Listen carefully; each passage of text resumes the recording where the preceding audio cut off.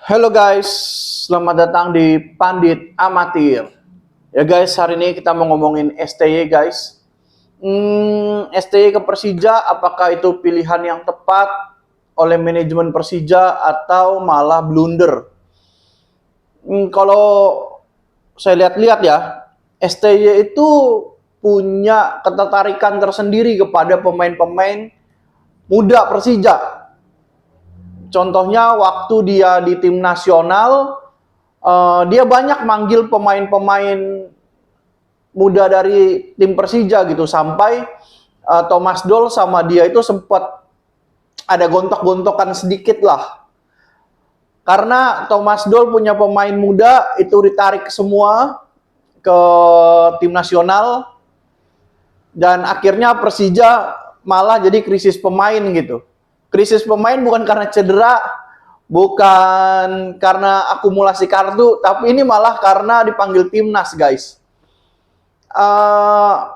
Hal ini kan menjadi menarik gitu ketika si STY itu ke Persija. Kenapa? Karena artinya ada satu kesinambungan antara STY dan Persija itu sendiri.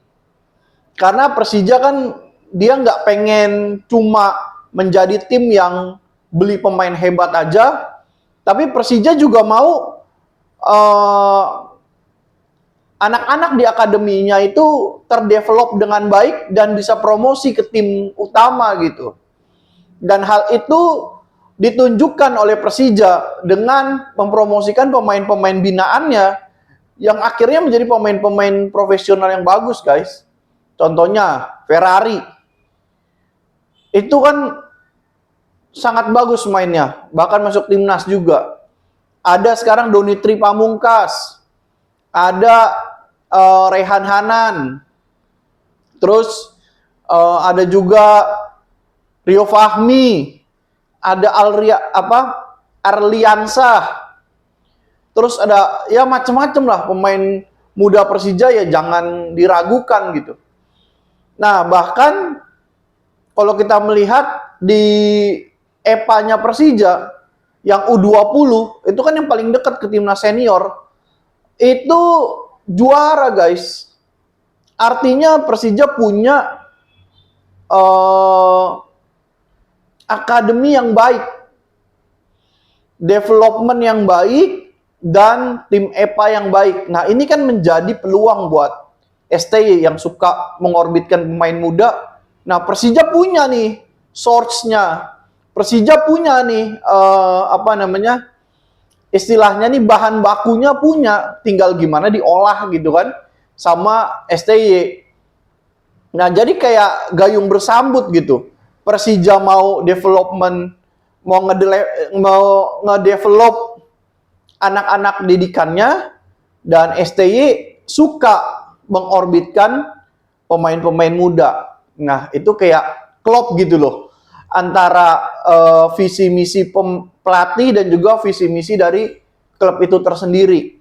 Nah ditambah lagi STY itu talent scout-nya bagus guys. Terbukti di timnas Indonesia kan, pemain-pemain naturalisasi yang dia ajukan nama-namanya itu kan bagus-bagus semua. Bahkan sekarang yang kita lihat pemain naturalisasi yang main di tim nasional Indonesia, terbukti mereka itu gendong tim gitu. Kevin Verdong, Jai Itses, Justin Hapner, terus ada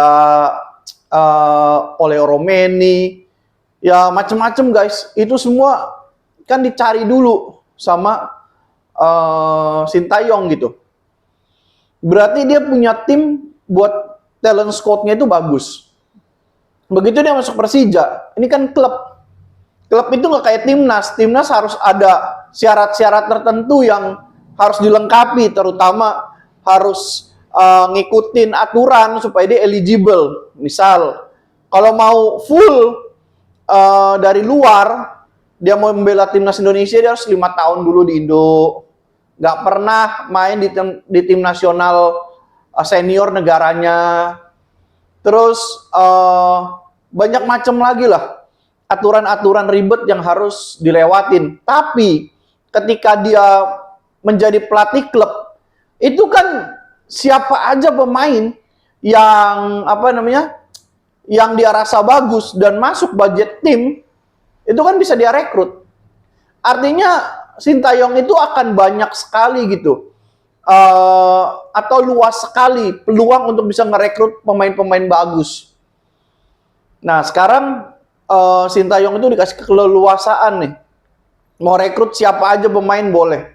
Pemain Persija yang ada mau dipertahankan boleh, mau dilepas juga boleh. Dia punya 100% hak untuk memilih pemain-pemain dia sendiri.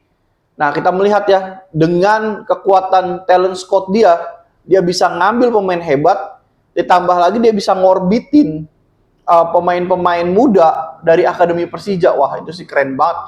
Jadi kayak komplit gitu loh. Di atas dia bisa cari pemain hebat dari talent scout dia, lalu pemain muda yang dari bawah dia bisa pilih dan dia bisa orbitin, dan bahkan bukan cuma itu, tapi dia bisa ikut membina si pemain muda itu agar menjadi pemain bagus.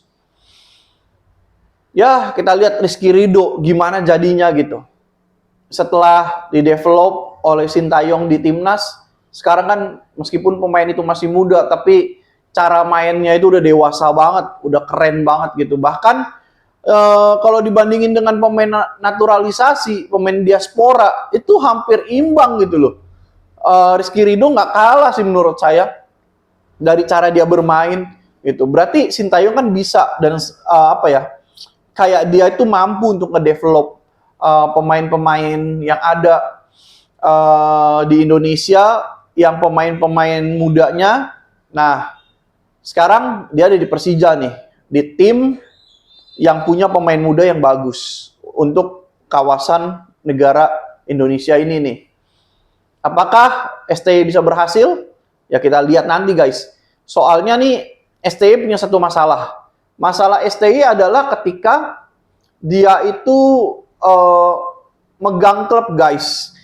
STY itu belum punya belum punya rekam jejak yang bagus gitu kalau di klub. Kemarin aja sama Ulsan Hyundai gitu kan, ya ada 1-2 masalah lah, dan nggak sukses juga gitu. Tapi kalau di tim nasional, ya dia bawa timnas Korea ke Piala Dunia, dan juga timnas Indonesia hampir ke Piala Dunia. Itu udah pencapaian yang luar biasa sih menurut saya. Tapi kalau di klub kan belum, maka itu STY harus membuktikan gitu loh. Dia bisa nggak gitu untuk melatih di klub dengan kemampuan-kemampuan dia. Karena sebelumnya juga Persija ada masalah di masalah talent scout, di mana pencarian pemain asing, kadang pemain itu nggak langsung tune in gitu. Dan ini udah agak panjang. Contohnya di era Thomas Doll ada Kermencik, ada juga Yusuf Helal, ada Hanno Behrens, ada Kudela. Ini pemain-pemain yang mahal banget. Mainnya bagus guys, bagus. Kermencik, Kudela, Hanno Behrens itu wah keren-keren banget. Tapi ada masalah. Apa masalahnya? Mereka nggak bisa adaptasi dengan Indonesia, terutama Hanno Behrens. Berapa kali dia nggak bisa membela Persija cuma gara-gara sakit perut karena makanan, nggak cocok makanannya gitu. Terus nggak bisa lanjut di musim selanjutnya. Di sini kita lihat Persija punya masalah dalam merekrut pemain asing.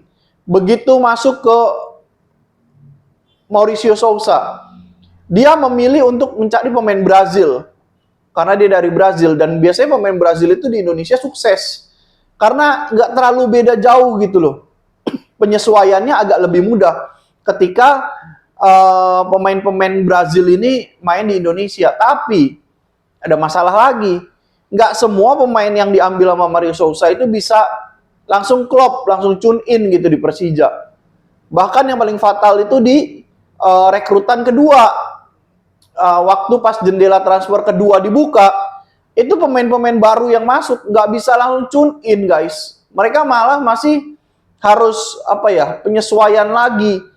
Jadi udah dibeli mahal-mahal juga dan nggak bisa langsung dipakai. Padahal kan harusnya itu kayak begitu transfer window kedua, dia beli harus cari yang bisa jadi kartu as gitu loh. Jadi begitu main langsung gitu, membuat Persija naik. Nah ini nggak bisa. Ya itulah yang menjadi penyebab Persija kurang bisa bersaing juga di perebutan juara. Ya karena salah satunya perekrutan pemain asingnya kemarin tuh bermasalah. Nah sekarang dengan STY punya kemampuan talent scout, yang mudah-mudahan itu bisa teratasi gitu loh di Persija. Selanjutnya Persib melepas Dewangga. Dewangga ini pemain yang bagus sebetulnya, bahkan sempat masuk timnas juga. Cuma mungkin di Persib dia kalah bersaing karena pemain Persib juga gacor-gacor semua. Ya namanya tim besar ya guys, pasti isinya Los Galacticos, pemain-pemain bintang semua. Mungkin Dewangga ini kalah bersaing di sana, padahal dia punya kontrak sampai 2027, jadi masih 1 tahun lagi guys. Bisa jadi dia dipinjamkan atau dia ditebus. Jadi kalau ditebus berarti dibeli permanen dan Persib dapat untung di situ. Kalau saya melihat, harusnya Persib itu kan main nanti 4 kompetisi ya. Dewangga harusnya masih bisa main tuh, karena di salah satu kompetisinya cuma boleh 3 pemain asing. Dia punya kesempatan untuk bermain di situ. Kalau cuma 3 pemain asing kan jadi lokalnya harus dimanfaatkan. Tapi kita nggak tahu apakah Persib merasa Dewangga nggak cukup punya kualitas di situ dan Persib merasa harus mengambil pemain yang kualitasnya lebih tinggi dari Dewangga. Ya kita nggak tahu juga, karena Persib kan harusnya sekarang sudah berpikir lebih jauh lagi, apalagi udah memenangkan 3 piala. Harusnya targetnya sekarang sih udah internasional ya guys, udah masuk ke Asia. Ya harusnya dia punya pemain yang berkualitas semua, skuad yang tebel untuk bisa berbicara banyak di sana. Dan dia mungkin mau next level gitu, mau ke target yang selanjutnya. Jadi dengan Dewangga ini keluar, pastinya Igor Tolik udah memiliki pemain yang lebih berkualitas dari Dewangga yang menjadi rekrutan barunya nanti guys. Jadi saksikan aja, kita tunggu aja kira-kira siapa yang akan menggantikan Dewangga, apakah lebih bagus atau enggak guys. Karena pemain lokal itu kan skupnya kecil ya, jadi harus cepet-cepetan nih. Kalau Persib nggak gerak cepet, ya pasti akan keduluan sama tim-tim lain. Tapi saya yakin sih, sekarang meskipun Persib senyap, dia itu bukannya tenang-tenang aja atau santai-santai aja, pasti dalam diamnya Persib ini udah banyak pergolakan, udah banyak pergerakan yang tidak diketahui oleh siapa-siapa. Nah, dengan keluar beberapa pemain, masih ada satu pemain yang dipertahankan yang sangat-sangat sangat-sangat penting dan juga membanggakan untuk kita semua, yaitu Putros. Putros sekarang main di Piala Dunia guys. Ini mungkin ya, kalau misalnya saya salah boleh koreksi di komentar. Mungkin ini satu-satunya pemain yang bermain di Piala Dunia, timnya itu adalah tim Liga Indonesia gitu.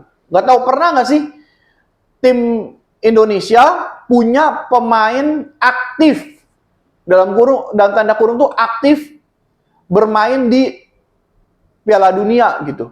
Kalau mantan pemain Piala Dunia sih banyak, tapi ini masih aktif gitu.